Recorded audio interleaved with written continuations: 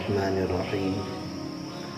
نحمده ونصلي ونسلم على رسوله الكريم أما بعد أعوذ بالله من الشيطان الرجيم وما خلقت الجن والإنس إلا ليعبدون وقال النبي صلى الله عليه وسلم صوموا تصحوا سيروا تصحوا صدق الله العلي العظيم سبحان ربك رب العزة عما يصفون وسلام على المرسلين والحمد لله رب العالمين۔ میرے عزیز ساتھیوں، دوستوں، بزرگوں، عفت مآب خواتین، میرے محترم قابل صد احترام مائیں بہنیں، اللہ تبارک و تعالیٰ کا شکر ہے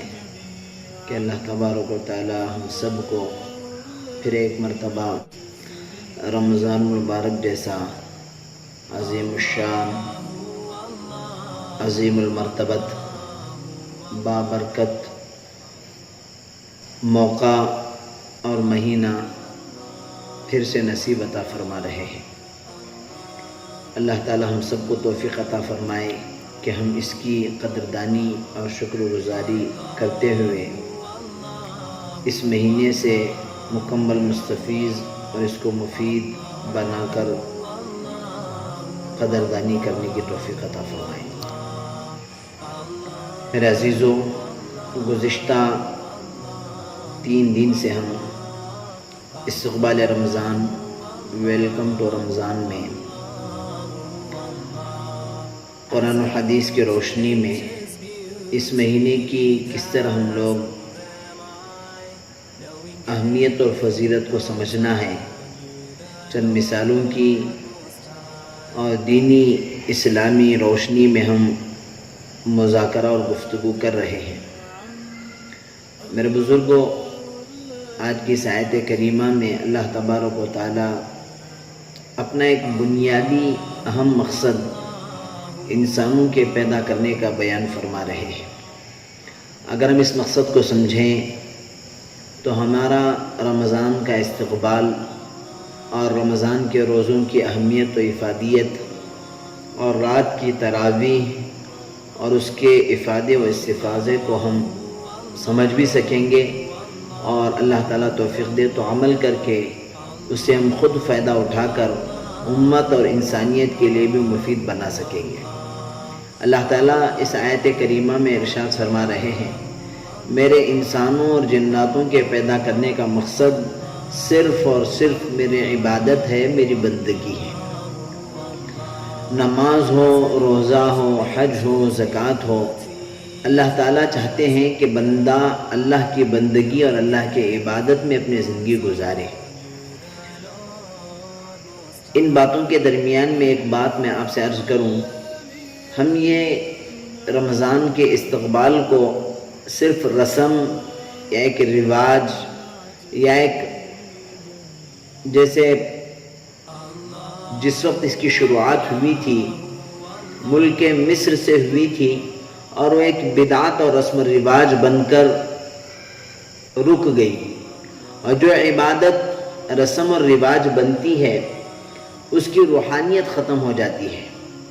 ان باتوں کے درمیان میں اس لیے عرض کر رہا ہوں، ہم لوگ اس کو آج تو کورونا وائرس کی وجہ سے دنیا اور ہمارے ملک اور شہر سہمے تھمے اور رکے رہنے کی وجہ سے تو مجلسیں، محفلیں، بڑے بڑے اجلاس اور پروگرامز تو ہو نہیں رہے ہیں، لیکن جس وقت اس کی شروعات ہوئی تھی ویلکم ٹو رمضان کے نام سے کچھ افراد جمع ہو جاتے، کچھ مجمع محفلیں لگ جاتی، اور کچھ قرآن و حدیث کی روشنی میں بات چیت ہو جاتی، اور کچھ نعت، حمد، نظم پڑھ لیتے اور کھا پی کر اٹھ کر چلے جاتے، تو جس سے رمضان کی اور اس عبادت کی اہمیت اور روحانیت ختم ہو جاتی۔ ہمارے اس پروگرام سے،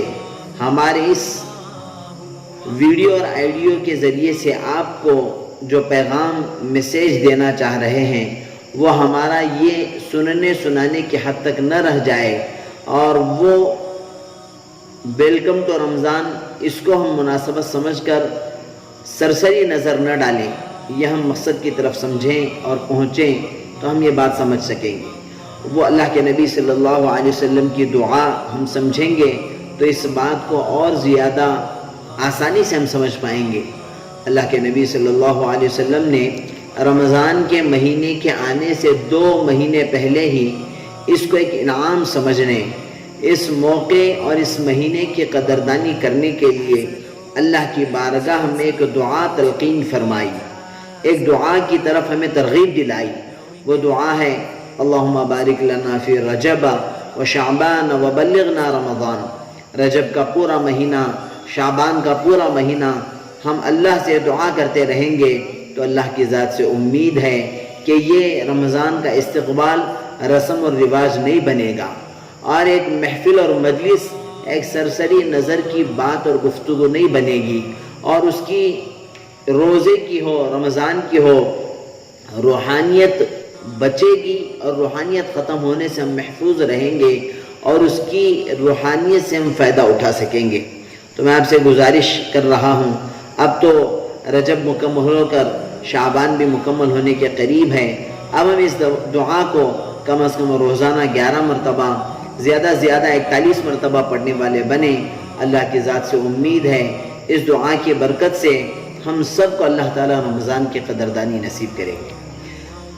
تو دوسری بات میں عرض کرنا چاہ رہا ہوں، اللہ تعالیٰ قرآن مجید میں فرما رہے ہیں میرے بندوں کے، انسانوں کے،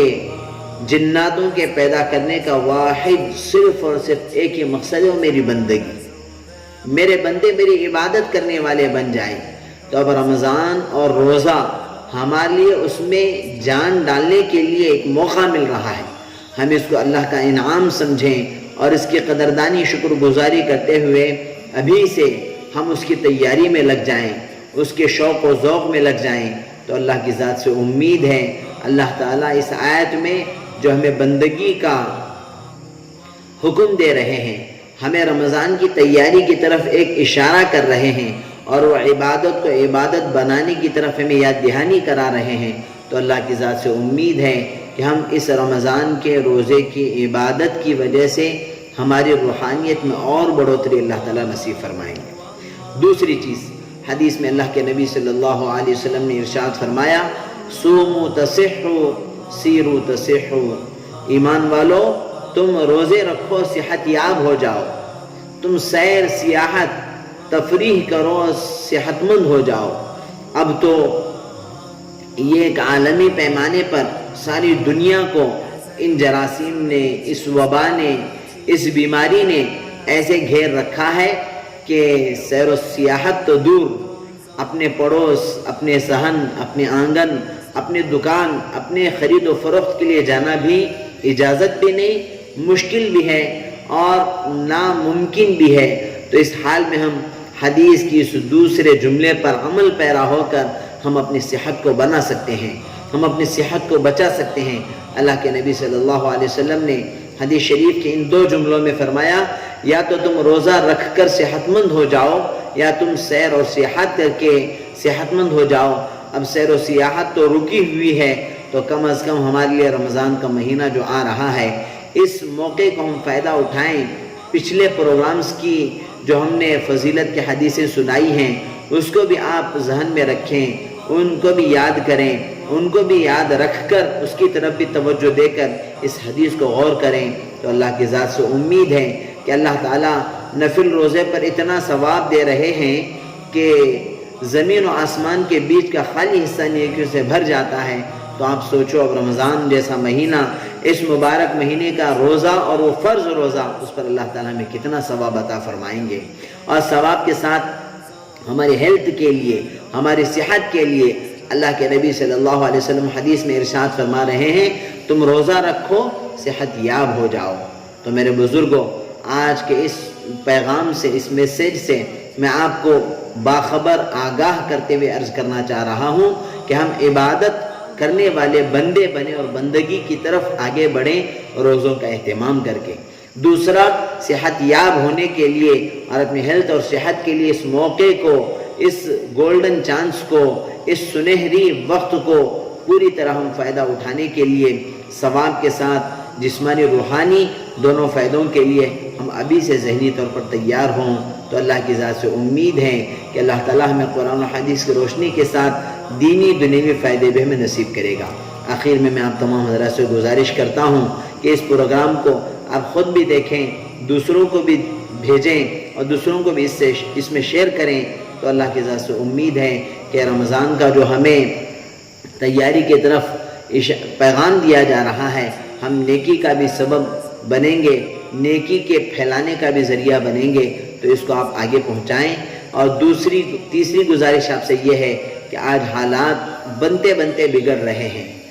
پیغام اور میسیج اور خبریں ہمیں اجازت دیتے دیتے منع کر رہے ہیں، تو پھر میں آپ سے دوبارہ گزارش کروں گا کہ اکابرین نے، ہمارے بڑوں نے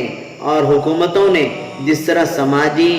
دوری بنائے رکھنے کا ہمیں گزارش کر رہی ہے، ہم اس پر توجہ دیتے ہوئے سوشل ڈسٹنس کو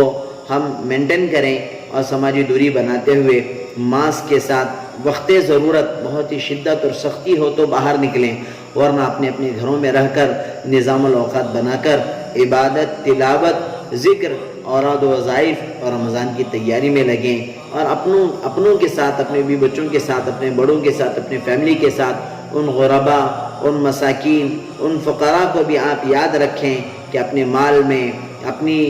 حیثیت مطابق، اپنی استطاعت کے مطابق ان کو بھی، ان کے ضروریات کو بھی آپ یاد رکھو، ان کی بھی فکر کریں، ان کو بھی پہنچائیں۔ اللہ تعالیٰ سے دعا ہے اللہ تعالیٰ ہم سب کو اس کی توفیق بھی عطا فرمائے، کہنے سننے کی طرح پریکٹیکل عمل میں عملی جامہ پہنا کر عملی اقدام میں آگے بڑھنا نصیب فرمائے، اور رمضان کا افادہ و استفادہ نصیب فرمائے، رمضان کے فیض و برکات سے ہم سب کو مستفیض ہونے کی توفیق عطا فرمائے۔ آمین۔ وآخر دعوانا الحمد للہ رب العالمین، والسلام علیکم ورحمۃ اللہ وبرکاتہ۔